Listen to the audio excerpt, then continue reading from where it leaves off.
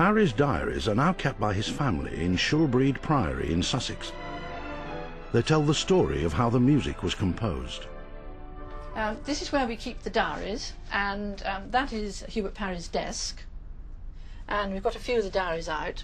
This one here, 1916, I'll just have a look at that. And he wrote it very quickly, in fact, and he only got the words on the 7th of March from Robert Bridges, and on the 10th of March we find, wrote a tune for some words of Blake's Bridges sent me.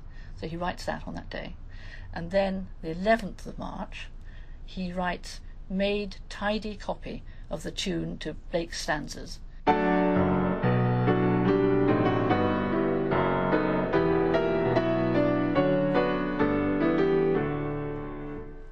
Jerusalem is a fantastic tune, and one of the reasons it's a fantastic tune is because instead of having a tiny little range, one man went to mow a meadow, it's got a big range. It pushes the voice right down and right up. So in the first phrase, and in those feet in ancient times, it's a whole octave, just that first phrase. But then in the next phrase, he goes way below that. Walk upon England's mountains green. And a great tune is like a great landscape. It's got to have rises and falls and rises and falls and one great mountain in the middle there. And that's really what he's doing with this music. It goes up, it goes down, it goes up, it goes even further down and further up. And that's why it's such a wonderful tune. Now, the other thing is that we're often looking at ways of finding out why something sounds English. And I'll just give you one example from this tune. At the end, he builds to his great climax. Till we have built Jerusalem. Now, that's the big climax. After that, the tune contracts again in a sort of reserved way, as if you've been slightly embarrassed about your patriotism in the previous line. And it goes, in England's green and pleasant land. It comes back down again like a flower contracting. Now, there are many nations in the world whose climax would be the last chord. Aren't we great? But in fact, I think it's quite an English thing that this tune has its climax before that moment, and then at the end, it just contracts down into a...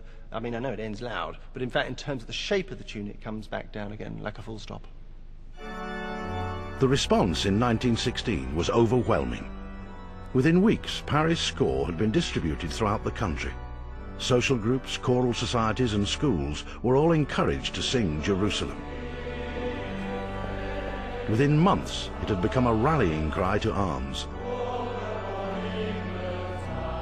Today, that legacy lingers on at the very core of the English establishment, at public schools like Eton and Harrow.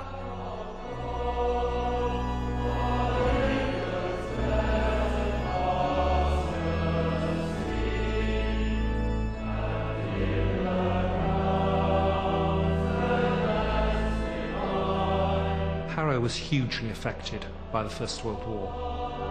636 Harrovians were killed over that short 4-year period. That's the equivalent of over 3/4 of the present school.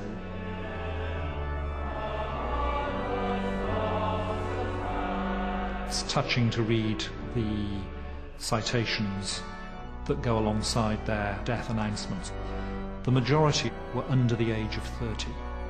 They had responded to the call to arms, like so many in the country, and died fighting alongside the men that they were leading.